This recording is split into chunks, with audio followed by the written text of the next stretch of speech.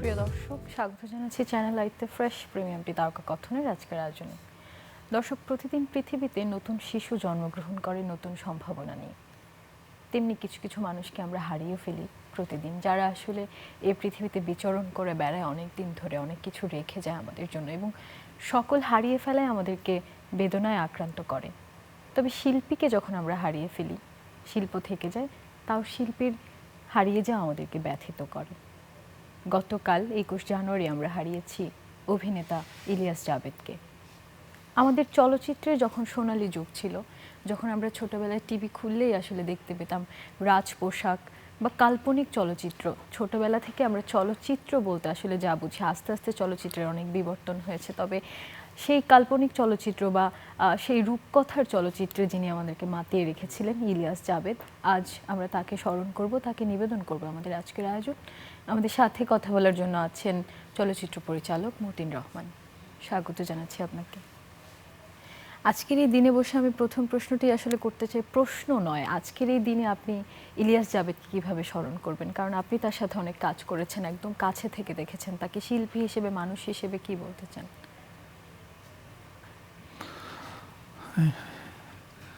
ইলিয়াস জাবেদকে স্মরণ করতে গেলে তো এখন আমি বেদনায় আক্রান্ত হব, আপ্লুত হব, কারণ এই মানুষটির সঙ্গে আমাদের দীর্ঘ সময়, দীর্ঘ বছর দিন রাতের পরিশ্রমী আমরা কেটেছে। মানুষ হিসাবে যথেষ্ট আবেগপূর্ণ একটা মানুষ, মানে সমমর্মিতায় ধর্মী একজন মানুষ। জাবেদ নিজের চেষ্টায় নিজেকে একটা অন্য ভাষা থেকে এসে, অন্য সংস্কৃতি থেকে এসে বাংলা সংস্কৃতির সঙ্গে মিশে বাংলা চলচ্চিত্রের রাজপুত্র হওয়া, এটা কিন্তু অনেক বড় একটা উদাহরণ হতে পারে।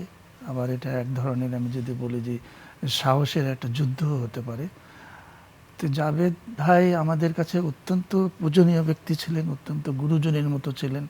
কারণ উনি যখন সম্পূর্ণ স্বয়ংসম্পূর্ণ হিরো, আমি যদি হিরোই বলি, সে সময় আমাদের যাত্রা তখন কেবল শুরু।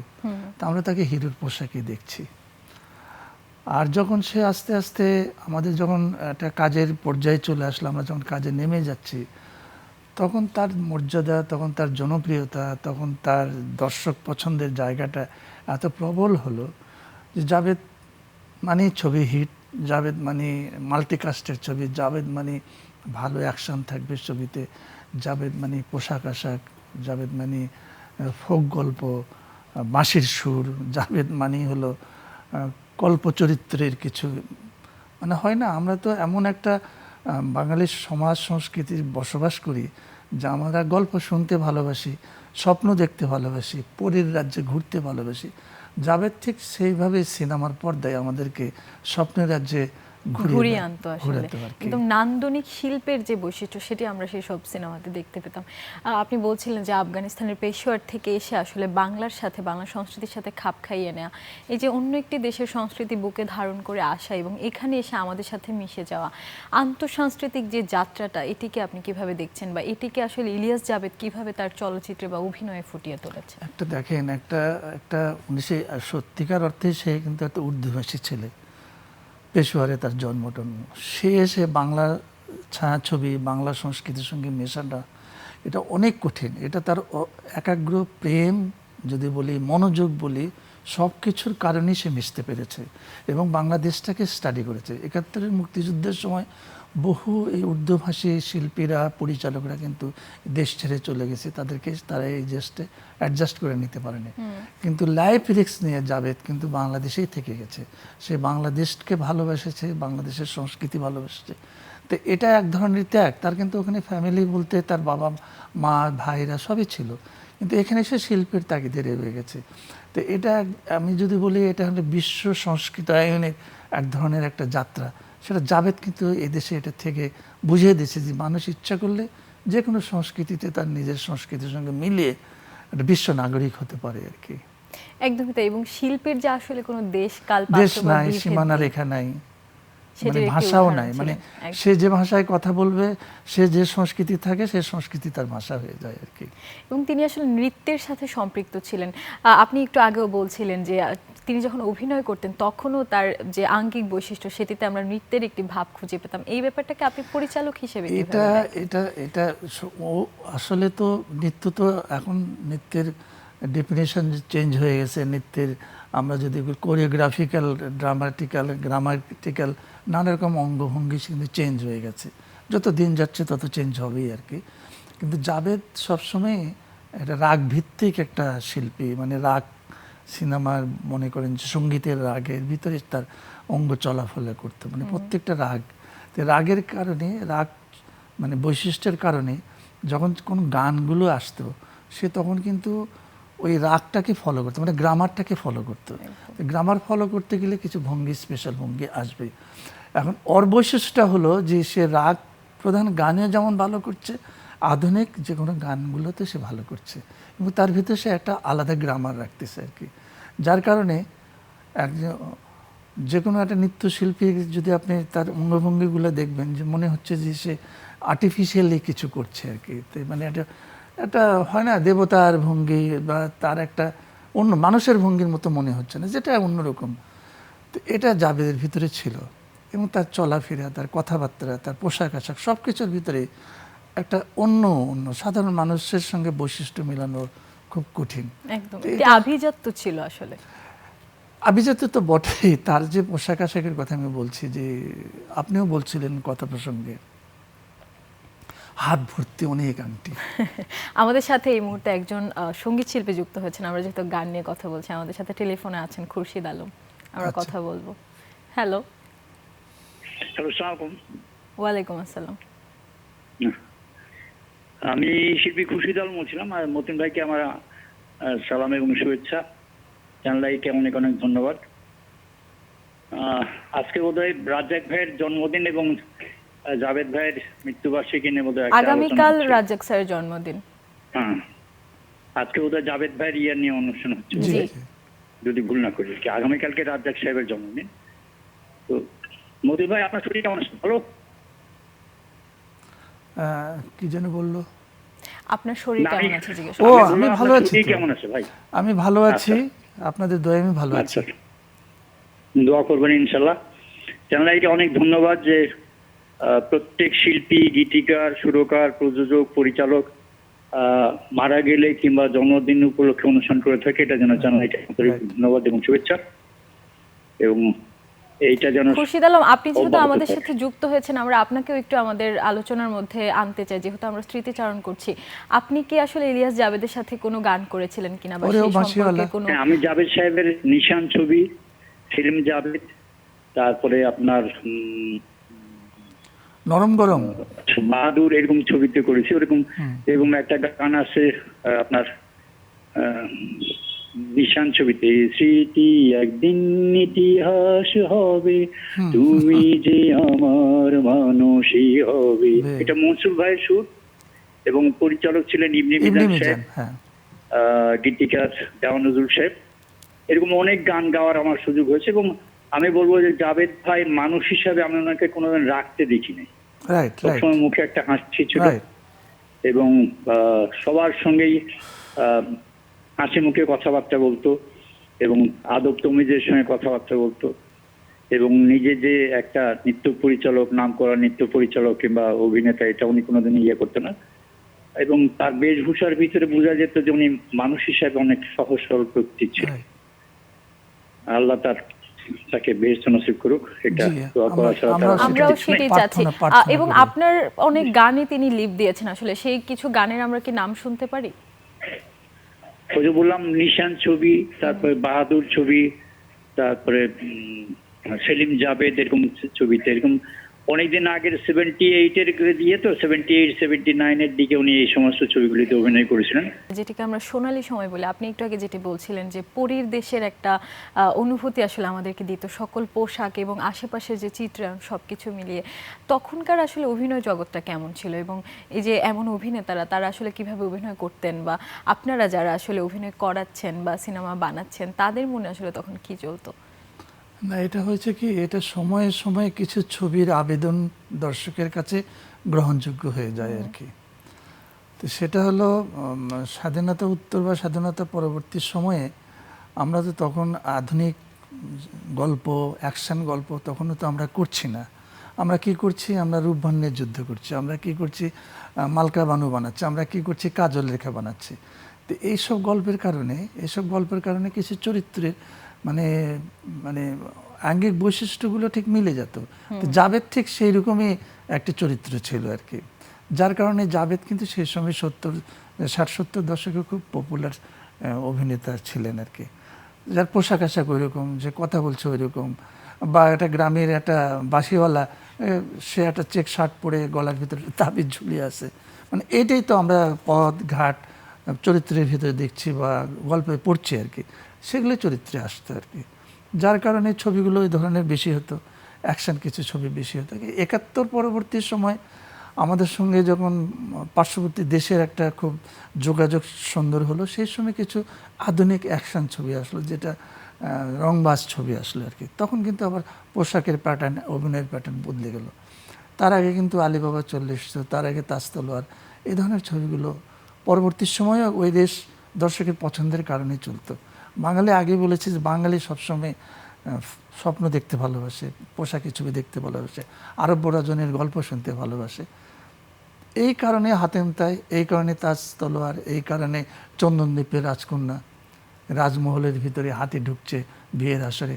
মানে কল্পনা এখন হয়তো সেটা বাস্তবতা তেমন নাই, কিন্তু কল্পবাস্তবে সেটাই মনে হয় মানুষের কাছে। এবং সম্ভবত চন্দনদ্বীপে রাজকন্যা করতে গিয়ে ইলিয়াস জাভেদ আসলে প্রেমে পড়েছিলেন এবং বিবাহিত জীবন শুরু হয়েছিল তার বাংলাদেশেই। হ্যাঁ, এটা আমরা প্রেমের সময় তো আমিও ছিলাম না, আপনিও ছিলেন না। আমাদের শোনা কথাতে আমরা বিশ্বাস করি আর কি ওই সময়, যে হ্যাঁ ওই ঘটনাগুলো ঘটতে পারে আর কি। তবে এই যে এখনো তো আসলে গল্পের আবেদন আছে, মানুষ গল্প শুনতে চায়, এখনকার সিনেমার মধ্যে আমরা যে বিবর্তন দেখতে পাচ্ছি, এখন সেই গল্পগুলো কি আস্তে আস্তে হারিয়ে যাচ্ছে? কিছু তো হারাবে, না হারালে বা জাবেদের মতো অভিনেতাকে আসলে তৈরি হ্যাঁ, হচ্ছে, বা এটা আমরা কিছু কি তো হারিয়ে ভবিষ্যতে যাবে। পাবো? এখন নতুন কিছু চাহিদা আসবে, কারণ হলো প্রযুক্তির কারণে আমরা সারা বিশ্বের ছবি দেখছি। আমাজন বলেন, নেটফ্লিক্স থেকে আমরা প্রচুর আধুনিক ছবি দেখছি, যেটা যন্ত্র দানবের দৌড়, যন্ত্র দানবের হুল্লোড়, যন্ত্র দানবের সেই অ্যাকশনগুলো, সেই ধরনের চরিত্রগুলো করার জন্য বিশেষ কিছু শিল্পী এখন যারা করছে, তারা একদম নিজেদেরকে তৈরি করে ফেলেছে। এখন তাদেরকে দিয়ে যদি আপনি আলিবাবা 40 চোর এই মুহূর্তে বানাতে যান, তাহলে দর্শক পছন্দের জায়গা থেকে সেই নির্মাতা ততটা সফল হবে না। কারণ দর্শকের চেঞ্জ হয়ে গেছে, মানসিকতা চেঞ্জ হয়ে গেছে, গল্প দেখার দৃষ্টিতে চেঞ্জ হয়ে গেছে। এবং শুধু এই ছাড়াও তো আনুষঙ্গিক যে বিষয়গুলো আছে, আগে যে পোশাক পরানো হতো বা আগের যে পরিবেশটা, সেটিও আসলে ফিরিয়ে আনা একটু কঠিন হবে, কঠিন হয়ে যাবে। এটা তো সোসাইটির ডিমান্ডই চেঞ্জ হয়ে যায়, বিশ্ব ডিমান্ডের সঙ্গে সোসাইটির ডিমান্ড। মানুষের শিশু এখন মনে করেন আমাদের যে জেনারেশনের পরে জেনারেশন, তারা তো আমাদের ছবিগুলোও দেখে না। আমার পরিবারে তো আমার ছেলে মেয়ে আমার ছবি দেখে না, বলে কি তুমি বানাইছো এই সমস্ত এগুলো কি, এগুলো সব গাছের নিচে বাঁশি বাজায় প্রেম, এগুলো কোথায় আছে? তারা বাস্তবতার সাথে মেলাতে পারছে না আর কি। তবে এমন তো কিছু কিছু ব্যাপার আছে আসলে যেগুলো সারা জীবন ধরে প্রাসঙ্গিক হয়ে থাকে, এখন এই সিনেমাগুলো কমে গেলে তো সেই প্রাসঙ্গিকতাটাও হারিয়ে যাবে। না দেখেন, সবসময় এক জিনিসের প্রাসঙ্গিকতা তো থাকবে না, তাই না? মানুষের চিন্তা, মানুষের চাহিদা, মানুষের আকাঙ্ক্ষার সাথে সাথে সবকিছু তো বদলে যাবেই আর কি, এটা মেনে নিতে হবে। আর যেটা চিরন্তন দাবি সৃষ্টি করে রেখেছে, চিরন্তন দাবি সৃষ্টি করে, সেটা ঠিক টিকেই যাবে। ওই যে একটু আগে বললেন যে আর্কাইভাল ফুটেজে থেকে যাবে, ওটা তো হারাবে না। ইতিহাস কোনোদিন কি হারায়? ইতিহাস সংরক্ষিত থাকে, নতুন ইতিহাস সৃষ্টি হয়। সেই সময়কার সিচুয়েশন বা তখন আসলে যেমন ছিল সেগুলো হয়তো এখন আমরা রিলেট করতে পারি না, কিন্তু এমন যেসব গানগুলো আছে, এই গানটি কিন্তু এখনও বিভিন্ন অনুষ্ঠানে বা আমরা ফিউশন হিসেবেও শুনতে পারছি, নতুন করে করে এই গানগুলো বারবার আমাদের কাছে ফেরত আসে। আপনি আসলে এই ব্যাপারে কি বলবেন? এবং নৃত্যটি আমরা দেখলাম যে আপনি একটু আগে যে কথাটি বলছিলেন, আসলে যে ভাবভঙ্গিটা শরীরের মাধ্যমে ফুটিয়ে তোলা, নৃত্য পরিচালনা নিয়ে আমরা একটু কথা বলতে চাই। এই যে অভিনয় করা এবং নৃত্য পরিচালক হওয়া, নৃত্য করা, এই বহুমাত্রিক দক্ষতা থেকে আসলে তরুণ প্রজন্ম কি শিখতে পারে বা আমরা সেটাকে কিভাবে দেখছি, আপনি কিভাবে দেখছেন? আমরা যে গানটা এখন দেখলাম সেটা কিন্তু যে মানে আমার জাভেদ ভাই যে নৃত্যের যে ভঙ্গিটাগুলো দিল, এখন আপনাকে 100 কোটি টাকা দিলেও কোনো হিরো এই ধরনের ভাবে নাচবে না। এই গানই পর্দায় থাকবে কিন্তু সে কিন্তু নাচবে না, এই কোমর দুলায় হাত দুলায় নানাভাবে মানে মেলে ঢং করে আর কি। কিন্তু সেটা সে সময় কিন্তু প্রযোজ্য ছিল। আমার হিরোরা এখন এই ধরনের গান গাইবে, কিন্তু এখানে মিউজিক্যাল কম্পোজিশন চেঞ্জ হয়ে যাবে, তাদের ভঙ্গিটা চেঞ্জ হয়ে যাবে আর কি। তো এইখানে জাভেদ ভাইয়ের বৈশিষ্ট্য। তো জাভেদ ভাইকে নিয়ে আলোচনা করতে গেলে 2 থেকে 3 জন মানুষের কথা বলতে হবে, নির্মাতা যারা জাভেদকে এইভাবে চিন্তা করেছে। একটা হলো ইবনে মিজান, দ্বিতীয় হলো আপনার যদি বলি যে এফ কবির চৌধুরী। তাদের ছবিগুলো এই ধরনের প্যাটার্নই তৈরি হতো আর কি, এবং তারা সফল হতো আর কি। আমরা ইবনে মিজানের প্রচুর ছবি দেখেছি, যেমন নিশানে জাভেদ ভাইকে আমরা কোনোদিনই ভুলবো না। সেখানে সে ডবল চরিত্র অভিনয় করছে, সাদা কালো অভিনয় করছে। প্রত্যেকটা জায়গায় জাভেদ ভাই আলাদা করে নিজেকে আলাদা করছে আর কি। তো এটা জাভেদ ভাইয়ের একটা বৈশিষ্ট্য। আবার ইবনে মিজান দেখেন এই চন্দনদ্বীপের রাজকন্যার ছবির ভিতরে তাকে সে আবার পোশাক টোশাক পরিয়ে নাচাচ্ছে। আবার ঠিক ফয়েজ চৌধুরী তাকে নিয়ে গ্রামের ভিতরে একটা সেই চট্টগ্রাম অঞ্চলের একটা সাধারণ দরিদ্র পরিবারের মনোমিয়া, হ্যাঁ, সেই প্রেম জন্য বাঁশি বাজাচ্ছে। তো এই যে নানা পরিচালকের নানা চিন্তায় জাভেদ চরিত্রটা গল্পের প্রয়োজনে নানা রকমের ব্যাখ্যায় চলে আসছে, যার কারণে সেই জাভেদ দর্শকের কাছে আজ প্রিয়, দর্শকের কাছে আজ পছন্দের, চিরদিন পছন্দেরই থাকবে। আর আমরা যদি এখনকার প্রেক্ষাপট যদি চিন্তা করি, তো এগুলো আমরা দেখে ভালো লাগবে, কিন্তু এগুলোর যে রিপিটেশন যদি আমরা চাই সেটা কখনোই সম্ভব না আর কি।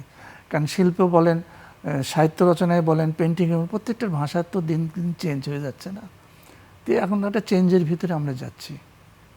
তবে এই যে আপনি বলছিলেন যে পরিচালকেরাই তো আসলে অভিনেতা বা বিভিন্ন শিল্পীকে আবিষ্কার করে একটি সিনেমার মধ্যে বা নাটকের মধ্যে, আপনার কাছে এখন কি মনে হয় আসলে আপনিও তো নতুন নতুন মানুষকে আবিষ্কার করছেন পরিচালক হিসেবে, এই যে একই সাথে নাচ করছে বা একই সাথে অভিনয় করছে, এখনো আসলে সেই রকম দক্ষতা অনেকের মধ্যে আছে, কিন্তু সেটিকে আসলে আগের মতোই সুনিপুণ আগের শিল্পীরা যেমন ছিলেন, যতটা এফোর্ট দিয়ে কাজ করতেন, দিন পাল্টানোর সাথে সাথে কি মানুষ একটু সেখান থেকে দূরে সরে যাচ্ছে? না না না, এখনো যারা কাজ করছে তারা অত্যন্ত মনোযোগী, অত্যন্ত পরিশ্রমী, অত্যন্ত মেধাবী। আমরা কাউকে ছোট করে দেখতে পারবো না। আমাদের চলচ্চিত্র কিন্তু এগিয়ে যাচ্ছে নতুন ধারণায়, নতুন চিন্তায়, নতুন নির্মাণ কৌশলে এবং নতুন গল্প পছন্দে। আমাদের কিন্তু চলচ্চিত্র এগিয়ে যাচ্ছে। এখনকার ছেলে মেয়েরা প্রচুর ভালো কাজ করছে, মানে প্রশংসনীয় কাজ করছে, এবং একসময় এদেরকে নিয়েও এইভাবে আলোচনার একটা আসর বসবে আর কি। আমরা সেটাই প্রত্যাশা করি, মানে আমার বয়সকালে দেখা আর কি, যে একদম চমৎকার একটা নতুন আনকোড়া মেয়ে চলচ্চিত্রের পর্দায় সে দারুণ অভিনয় করছে। আপনাদের তো রেগুলার একটা অনুষ্ঠান হয় সম্ভবত লাক্স তারকা কিছু আর কি। এই যে মেয়েগুলো কিন্তু সবাই কিন্তু নতুন, তারা কিন্তু কেউ আমাদের চেনা কেউ না, যে না এই ধরনের শিল্পী এই অভিনয় করে, সামনে এটা করে, জাভেদ এটা করে, রাজ্জাক এটা করে, তা কিন্তু নয়। কিন্তু তারা যেটা করছে তারা তাদের মতন করছে, যেটা আমাদেরকে আকৃষ্ট করছে আর কি। যারা অভিনয় একটু বুঝতে চায়, অভিনয় দেখতে চায়, তো তাহলে তো এগিয়ে যাবে। এটা পার্থক্য বা থেমে যাওয়ার কোনো পথ নাই। এবং আমাদের শিল্প জগতে একটি অপার সম্ভাবনা আমাদের জন্য আছে আসলে সামনের দিকে। সম্ভাবনার মধ্যেই তো শিল্পের যাত্রা। শিল্প কখনো তো থেমে থাকে না, থামে শুধু বাকবদল করার জন্য। সে যখন নতুন কিছু গ্রহণ করতে চায় তখন তাকে থামতে হয়। ও লেলিন বলেছিল না যে তুমি যদি সামনে 2 পা এগিয়ে চাও, পিছনে 2 পা আগে নাও, নিয়ে তুমি এনার্জি নাও। তো চলচ্চিত্র বা শিল্পকলা যখন থেমে যায় তখন বুঝতে হবে যে নতুন কিছু একটা সম্ভাবনা আসতেছে বা চিন্তা হচ্ছে আর কি। তো এইভাবেই থেমে যাওয়া মানে শেষ তো না। থেমে গেলে তো 100 বছর 150 বছর পার হয়ে চলছে, সেই 1895 সাল থেকে তো চলছে, তো সিনেমা থামে তো নেই। একদমই তাই। অভিনেতা জাভেদের সাথে যদি আপনাকে বলি, আপনার কোনো বিশেষ স্মৃতি যেটি আজকের দিনে স্মরণ করতে চান বা যেটি সারা জীবন আপনার হৃদয়ে আসলে থাকবে? জাভেদ ভাইকে নিয়ে আমি একটা ছবির কথা বলতে চাই। সেটা হলো নাইম শাবনাজের একটা ছবি আমি নির্মাণ করছিলাম। সেই ছবিটার নাম ছিল আগুন জ্বলে। ওখানে একটা গান ছিল, মানে এত টাইট শিডিউল। তখন তো শাবনাজ নাইম খুবই তারকা, প্রচুর তাদের ডিমান্ড। 1 রাতের ভিতরে সে গানটা আমাকে শেষ করতে হবে। জাভেদ ভাই যে কি অবস্থায় সে গানটা এক রাতের মধ্যে শেষ করলো, এবং একটি ঘটনা ঘটলো যে এত টেনশন আমার ছিল যে পানি আমাকে দিবে, গ্লাসে যে কিছু আগুনের ব্যাপার ছিল, আগুনের ভিতরে সব নাচবে, কাঁচের মধ্যে নাচবে, তো গ্লাসের পাশে যে আর একটা গ্লাস রাখা আছে সেটাই পানি মনে করে আমি খেয়ে ফেলেছি। আসলে সেটা ছিল পুরোটাই কেরোসিন তেল। সেটা নিয়ে তো অনেক হইচই, মানে কেরোসিন তেলে আমি খাচ্ছি, মানে এত টেনশন। সেই টেন্স মুহূর্তে সারা রাত জাভেদ ভাই মানে নিরলস পরিশ্রম করে এক রাতের ভিতরে সে একটা গান নামিয়েছে। এটাই আসলে অভিনয়ের প্রতি এবং শিল্পের প্রতি তার ভালোবাসা। এবং অনেক ধন্যবাদ একটা শট আপনাকে নিচ্ছে মতিউর এবং রহমান। শটের পরে হয়তো দেখালো 3 নম্বর শটের পরে 17 নম্বর শট সে টেক করছে, যেহেতু ক্যামেরা অ্যাঙ্গেল একই রকম, চেঞ্জ করতে গেলে তার টাইম লাগবে। যে এই যে শটের কন্টিনিউটি মনে রাখা, আবার 17-এর সঙ্গে 14 মেলানো, 15 মেলানো, এগুলো জাভেদ ভাইয়ের কাজের প্রতি আসলে যে ভালোবাসা ছিল। মানে ধন্যবাদ মনোযোগ, আপনাকে মতিউর attention। রহমান আমাদের কাজকে সময় দেওয়ার জন্য এই স্মৃতিচারণের মঞ্চে। প্রিয় দর্শক যারা এতক্ষণ আমাদের সাথে ছিলেন তারপর কথনের আয়োজনে আপনাদেরকেও ধন্যবাদ জানাচ্ছি। আমরা অভিনেতা জাভেদের বিদেহী আত্মার মাগফিরাত কামনা করছি, তাকে শ্রদ্ধায় ভালোবাসায় আমরা স্মরণ করব, তার শিল্পকে আমরা আমাদের হৃদয়ে স্থান দেব, সেই প্রত্যাশায় আজকে তারকা কথনের আয়োজন থেকে বিদায় নিচ্ছি।